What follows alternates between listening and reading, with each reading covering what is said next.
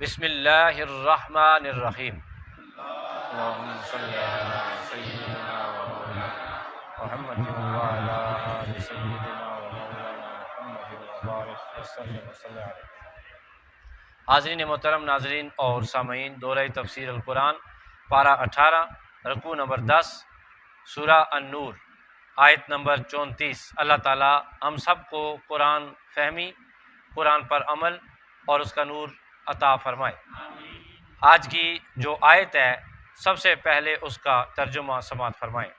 وَلَقَدْ اور بے شک انزلنا ہم نے اتاری ہے، الیکم تمہاری طرف، آیاتن آیتیں، مبیناتن روشن، و مثلاً اور بعض حالات، من الذین ان لوگوں کے، خلو جو گزر چکے ہیں، من قبلکم تم سے پہلے، و موعظۃً نیز نصیحت بھی اتاری ہے، للمتقین پرہیزگاروں کے لیے۔ صدق اللہ مولانا العظیم۔ میرے پیارے دوستو، ترجمہ آپ نے سماعت فرما لیا۔ ایسے کیا سیکھا آپ نے؟ یہاں پر ایک دیکھیں، میں آپ کو بتاتا ہوں یہاں پر کیا بات بیان ہوئی ہے۔ اللہ پاک فرماتا ہے بے شک ہم نے آپ کی طرف روشن آیتیں اتاری ہیں، پہلے لوگوں کے قصے اور مثالیں بھی اس میں بیان کی ہیں اور نصیحت بھی بیان کی ہے، تاکہ کس کے لیے؟ متقین کے لیے۔ کس کے لیے؟ یعنی کہ یا تو وہ متقی ہو جائیں یا پھر اللہ سے ڈرنے والے ہیں، تو پھر جس وقت وہ قرآن کی آیتیں سنتے ہیں تو اللہ تعالیٰ کی آیتیں سن کے نصیحت پر عمل کرنا شروع کر دیتے ہیں۔ یہاں رک جائیں۔ اس آیت سے سب سے جو پہلا کنسپٹ ظاہر ہوتا ہے وہ یہ ہے، قرآن ترجمے اور تفسیر کے ساتھ۔ آپ بغیر ترجمے اور بغیر تفسیر کے جب قرآن پڑھ رہے ہیں، ایک قرآن ختم، دوسرا ختم، تیسرا ختم، چوتھا ختم، انکار نہیں ہے کہ اس کا ثواب نہیں ہے، لیکن اس کا ثواب معمولی سا ہے۔ اللہ جو فرما رہا ہے کہ ہم نے جو روشن آیتیں اتاری ہیں اس میں پہلے لوگوں کے قصے، وہ آپ کو کہاں سے سمجھ آئیں گے؟ اس آیت میں اللہ نے قرآن کو تفسیر سے اور سمجھ کر عجمیوں کے لیے مثال بیان کی ہے۔ عربی سمجھتے ہیں، عربی جب قرآن مجید کھولتے ہیں ان کو آیت کا ترجمہ سمجھ آتا ہے، اور جب یہاں سے وہ انٹلیکچوئل قسم کے لوگ کیا کرتے ہیں، دیکھتے ہیں کہ اس کی وضاحت کی ضرورت ہے، وہ لائبریری میں جا کے ضرور قرآن کھولتے ہیں، تفسیر کھولتے ہیں، مفسرین کرام کی وہ جتنی بھی محنت ہے اس کو دیکھتے ہیں کہ اللہ تعالیٰ نے اس میں کیا لکھا ہوا ہے۔ نبی پاک صلی اللہ علیہ وسلم کی حدیث مبارکہ ہے کیا کہ جو بندہ قرآن کی ایک آیت سکھانے کے لیے آیا، حوالہ دے دیتا ہوں، ابو داؤد شریف، ابن ماجہ شریف، ترمذی شریف، بخاری شریف، بہت ساری کتب میں یہ حدیث موجود ہے اور صحیح سند کے ساتھ۔ تم میں سے کوئی بندہ قرآن کی ایک آیت سکھانے کے لیے آیا تو اس کو اللہ تعالیٰ 100 نوافل سے زیادہ ثواب عطا فرمائے۔ سکھانے کے لیے آیا۔ آگے، جس نے کسی فقہی مسئلے کی وضاحت کی، آقا علیہ السلام کی حدیث کا مفہوم ہے، جس نے علم کا ایک باب بیان کیا، کیا بولے سارے؟ جس نے علم کا ایک باب بیان کیا، مثلا سجدہ صاحب کے بارے میں بتایا، مثلا غسل کی سنتیں بتا دیں، مثلا کوئی چیز بتا دیں، ایک باب جس نے علم کا سکھایا، اللہ اسے اس کا اجر 1000 رکعت نماز پڑھنے سے زیادہ عطا فرمائے۔ سوال کرنا چاہیے آپ کو، یہ سکھانے والے کا ثواب ہے جو سکھا رہا ہے، سیکھنے والے کو کتنا ملے گا؟ بھائی سیکھنے والوں نے قرآن مجید کی ایک آیت سیکھ لی، کیا کیا؟ تو انہیں 50 رکعت نماز جتنا ثواب عطا کیے جائے، 50 رکعت نماز مقبول کا ثواب۔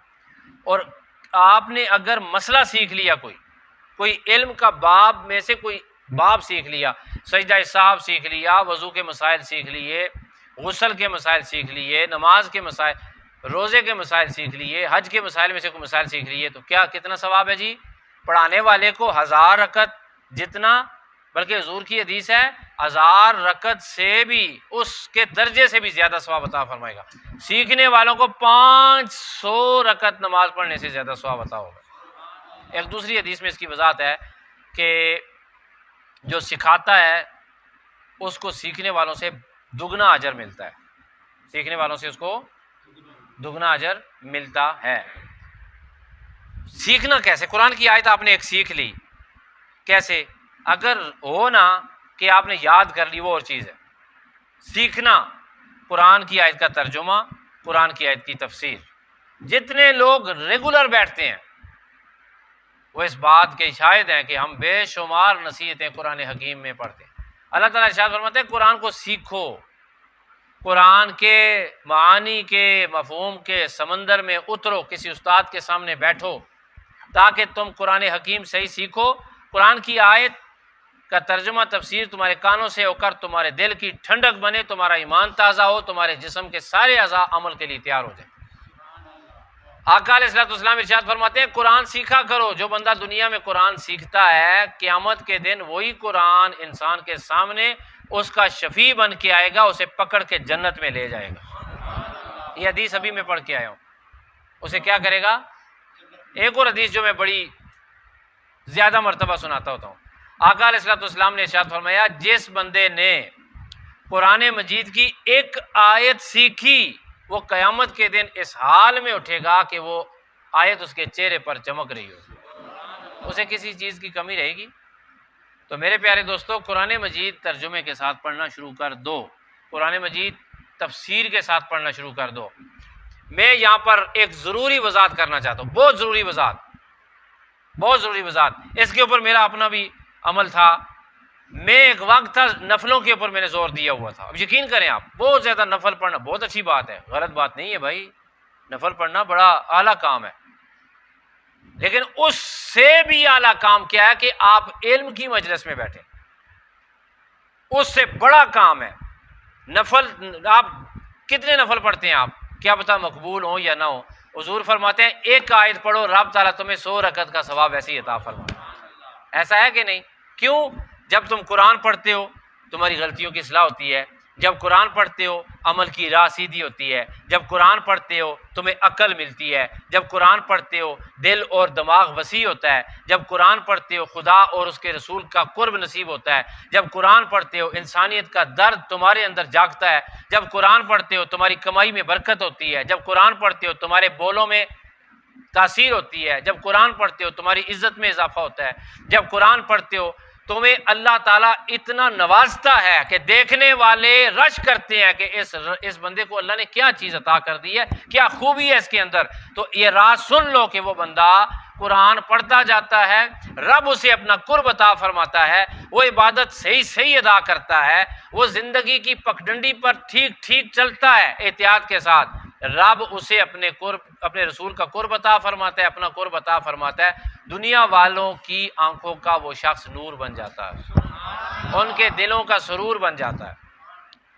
نبی پاک صلی اللہ علیہ وسلم نے پڑھاؤ فرمایا، یہ اتھینٹیکیٹڈ حدیث ہے، سیاہ میں کسی کتاب میں موجود ہے، پڑھاؤ کیا تو خیمہ نصب کیا گیا، سب رات کو اپنے اپنے خیموں میں جا کے آرام کرنے لگے۔ ایک صحابی آ کے آقا علیہ الصلوۃ والسلام، وہی تو تھے جن سے مسئلے پوچھتے تھے، یا رسول اللہ صلی اللہ علیہ وسلم میں نے جہاں پہ خیمہ لگایا ہے اس خیمے کی زمین سے سورہ ملک کے پڑھنے کی صدا آ رہی ہے۔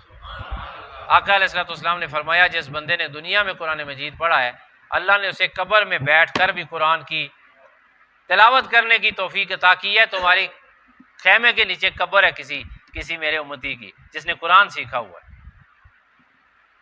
کتنی بڑی بات ہے یار، کہ اللہ تعالیٰ، حضرت غزالی فرماتے ہیں کہ ہم کسی جگہ گئے قبرستان میں تو قبر کھود رہے تھے، تو وہاں گورکان نے قبر کھودی تو ساتھ والی قبر کی اینٹ گر گئی، تو وہ بندہ آلتی پالتی مارے ہوئے گھاس کے اوپر بیٹھا ہوا تھا اور سامنے قرآن رکھا ہوا تھا۔ تو اس نے ادھر دیکھا تو قبر والوں سے، کھودنے والوں سے پوچھا قیامت ہو گئی ہے؟ انہوں نے کہا قیامت تو نہیں، کہا کہ اینٹ اپنی جگہ رکھ دو، تو انہوں نے اینٹ اٹھا کے اپنی جگہ رکھ دی۔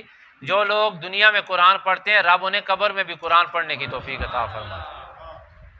تو میرے پیارے دوستو، میرے پیارے بچوں، میرے پیارے بزرگوں، نصیب والے ہو، اللہ نے تمہیں قرآن پڑھنے کی توفیق عطا فرمائی۔ نصیب والے ہو، قرآن تمہیں ادھر روکتا ہے، قرآن آپ کو روکتا ہے کہ کیا کریں، قرآن پڑھیں، ٹھیک ہے جی۔ تو اللہ تعالیٰ کی بارگاہ میں دعا کرتے ہیں کہ خدا ہمیں ترجمے اور تفسیر کے ساتھ قرآن پڑھنے کی توفیق عطا فرمائے۔ بر صغیر کو جو غلط کنسیپٹ دیا گیا، بلکہ تمام عجمی ممالک جو عربی نہیں ہے، شاید انہیں بھی یہی کنسیپٹ دیا، تو قرآن پڑھنے رہو 20 قرآن مجید ختم کر لو جی، میں جی آج 40 قرآن مجید ختم کر لیے، بڑی فضیلت والی بات ہے، وہ معمولی بات نہیں۔ جس نے قرآن مجید کی ریڈنگ کی ہے، پڑھا ہے، بہت بڑی بات ہے، لیکن کاش کہ وہ 40-20 کے بجائے ایک قرآن مجید تفسیر کے ساتھ ختم کر لیتا، 15 سپارے پڑھ لیتا، 4-5 سپارے تفسیر کے ساتھ پڑھ لیتا، تو رب اس کے 14 طبق روشن کر دیتا۔ اللہ تعالیٰ کی بارگاہ میں دعا ہے جو کچھ کہا سنا اللہ عمل کی توفیق عطا فرمائے۔ وآخر دعوانا ان الحمد للہ رب العالمین۔